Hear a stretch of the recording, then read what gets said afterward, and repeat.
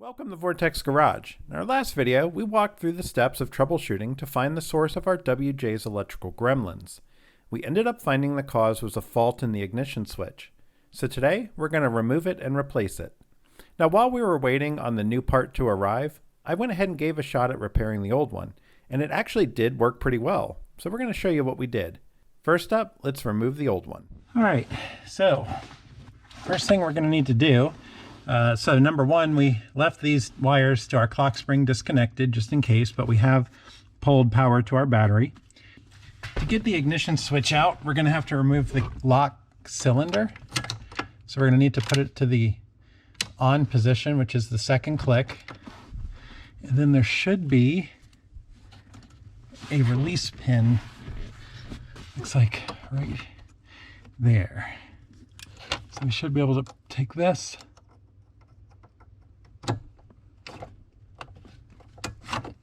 pull out our lock cylinder. That was easy. So keep it in the run position. And then of course you're going to want to line up the lock, not the lock, the ignition switch to fit with that. So we can put this aside. So now all I need to do is there's some torx security bit somewhere in this holding it on. It's up here. So I'm going to want to remove this cover. I'm going to remove the top cover, which I already had ready to take off. And then there's two screws up here that I'll go ahead and remove. So as it turns out, they are Torx 20s. Whereas everything else has been a Phillips head. These are a little different.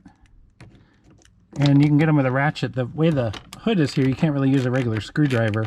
So who knows, maybe it's a security precaution because this does, I don't know, cover the ignition switch. It's probably has nothing to do with that. But we'll go ahead and remove this cover. All right, and if you're wondering, this is the skim, they call it. And that's part of your chip key and all that good stuff, and part of your passive security. All right, onto our ignition switch. I'm going to go ahead and remove our electrical connectors before we get too much further. I'm going to do that one-handed holding this GoPro. No, I'm not.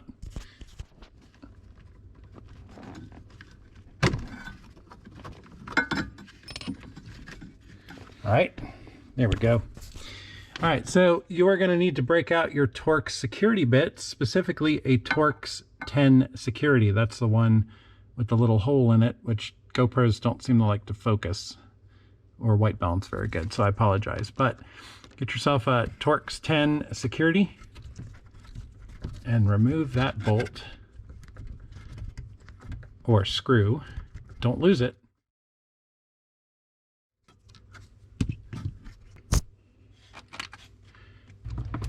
All right, so what we're looking for with our screwdriver is there is a locking pin. All right, I'll try to circle it in the video. You see that little white locking pin right there? And it kind of comes and goes. There it is. I'm going to try to hold this steady so you can see it. So what we're going to try to do here, we're going to try to come in here.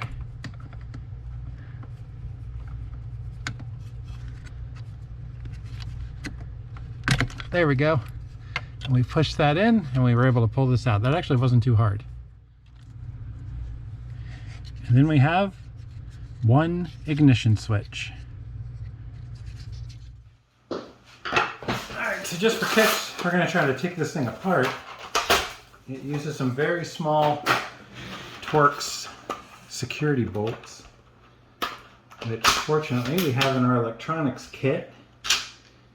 So let's see what we're dealing with here. Here is a Torx 8. That's pretty close. Here's a Torx Security 9. Ooh, that's even better. And Torx Security 10. Look like that would be too big. Okay, so it looks like we're a Torx Security bit 9. Start by removing the security Torx 9 screws, then separate the top cover. It moves forward and then up as it has a clip securing it. All right, so we got some copper contacts, and I didn't get as far as I would have liked. Imagine we're going to have to pop that and this than that. Okay. To get further inside, we'll use a pry tool to release the holding clips on the side of the case. Remember, we're doing this just for fun, not really knowing how this is built or if this will even work. All right, and one more right here. Okay, now gotta have a spring load somewhere. Nope. Oh, look at that. The triangular parts to the right have springs underneath. It's a pretty simplistic device.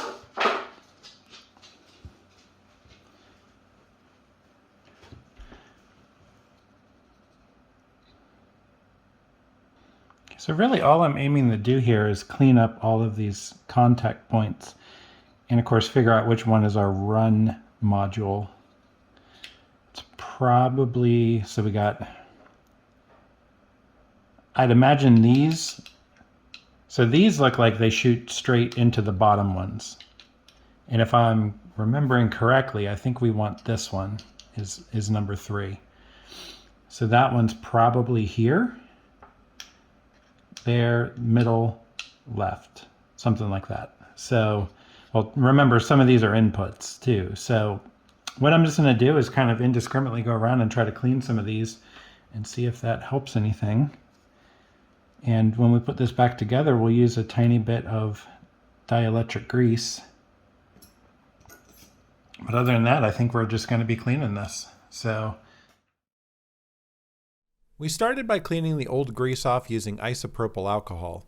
I also test etched the copper a bit, but we'll use some emery paper later on. When cleaning the contact points, I was also noticing that a few looked slightly worn down, another potential fault area.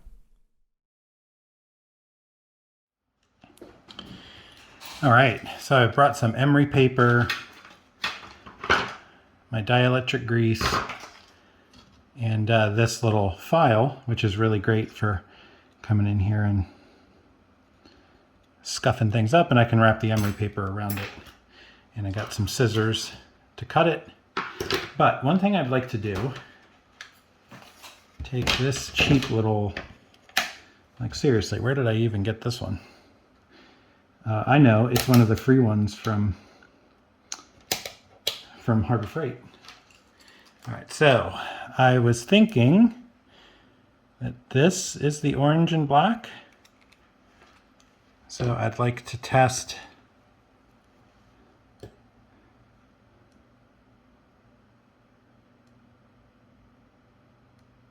Yep, so as expected, those are the bottoms. I said it was this one. Ooh, it's this one. All right, but this is good. We're getting a connection from here to the output. Let's test all these and see that we get a connection. So this one's probably that one. Yep, okay. The top from the direction I'm going should be this one. Yep. Then this one should be this one. Middle should be that one.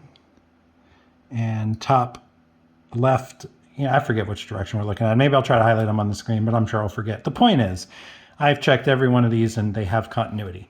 So this plate to the connector is sound. It is good. So in theory, if we take a little bit of our, I'm going to start with the 400 grit. My theory is this, that the copper is been subjected to the elements from sitting or who knows what else, and has, as a result, become corroded. So what I'd like to do is come along in here where those contacts are going to make contact. I'm going to brighten up all this copper. Now, in retrospect, I later determined the fault is probably both the tarnished copper, but also the connector pins being worn. Adding material to those would have been hard without brazing them, but in theory, one could probably level them out and try to add a bit of spring tension. We'll look at those in a little bit. Look at all that shiny copper. Okay, and then we're going to do the same on these raised contacts. We don't, whoops. Okay, I'm going to want to put that back where it was. But now that it's off, I can a little more easily come in here and I only lightly scuffed up these points. I didn't level them off at all in my repair attempt. This is a little plastic like rivet that holds that on.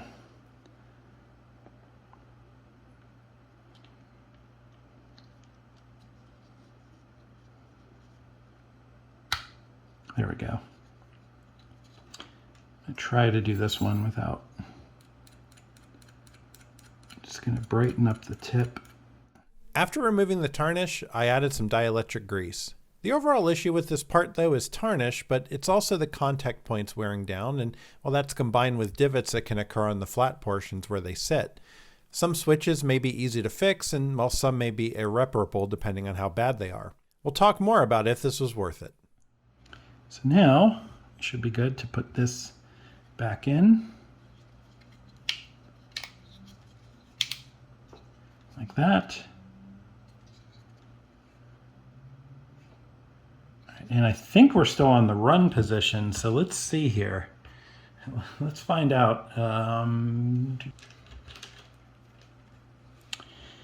That should be, I think we decided it was this one and one of those. Look at that. I know that's a little out of focus, but you get the point. And was it this one or was it this one? Okay, these might not be connected to that battery source. The lower ones might be on the other battery source. Yeah. So you have a battery source that runs the lower ones, but not the top ones. And then this battery source in the middle here runs the top ones. So we've got continuity across this now. Well, we'll put this back in. Ah, look at that. It's got a little clip. See that? So that little clip goes into here. And you put that like that. You put your screws back in. So we're going to go back out to the car and see if we fixed the problem with a Torx 9 security bit, a little bit of emery cloth, and a little bit of dielectric grease.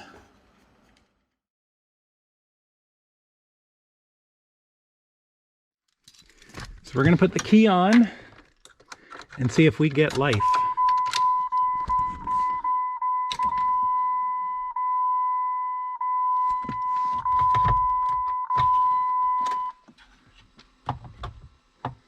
Okay, well, our airbag light and ABS light are off. Ooh, that's lit up. I think I turned off our... There we go. I had turned it off. So look at that. Everything is fixed. Awesome. So it turned out in our case, this was bad, and it wasn't even bad to the point where it was dead. Let's see if it'll start.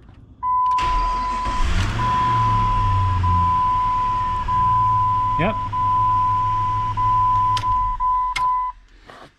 Awesome. Pausing for a second. Awesome, yes, but later testing I found the switch didn't function 100% of the time. More like only 3 or 4 of the first attempts worked, but then it did get better and work about 20 times in a row without any issues until the new part came. So in our case, it turned out the ignition switch had some corrosion internally. We were able to repair it. I think I'm still going to replace it because I am a little suspect of the repair there. But say you need to get yourself down the road, what I'm probably going to do is get a Mopar replacement and put this one on the shelf or in the glove box as a spare. But that way we'll have a nice new fresh factory one, but we'll have our rebuilt unit as a spare. All right, we got our replacement ignition switch for our WJ. And well, the one that we repaired has actually been working better as time has gone on. I've started the truck several times. I've done key on accessory several times. And at first it was about 75% that it would work. And then, well, as time went on, maybe I put a little too much dielectric grease in there, maybe, well, who knows what. But at any rate, the last 5 or 6 times that I've used it, it's been perfect. I think we're probably up to about a 90 to even 100% success rate with it. But still, we're going to replace it with this brand new one, and then we can toss the original in this box and save it as a backup. I will note here, you can kind of see the point of origin of this piece. But it is a factory part, or no, it's not a factory part, I suppose. It's a Mopar replacement part. So hopefully it'll last. We'll see how it goes. All right, so now we've got our new ignition switch. There it is. I can video, right? There's our new ignition switch mounted, and here is our old one. And like I said, we'll put this in the box and save it as a spare in case we need it. Now we can start putting our interior back together, or well, just about, because, well, we have the wiring pretty much wrapped up for the stereo. We're going to clean that up a little bit. We're going to run our rear view camera line, and then we should be able to start putting things back together. We've done some carpet cleaning, but it kind of looks like I could maybe do another round on this one, whereas that one I kind of got a little better. But we still got to clean the interior too. We got some staining on the steering wheel and whatnot. I think that'll come out just fine.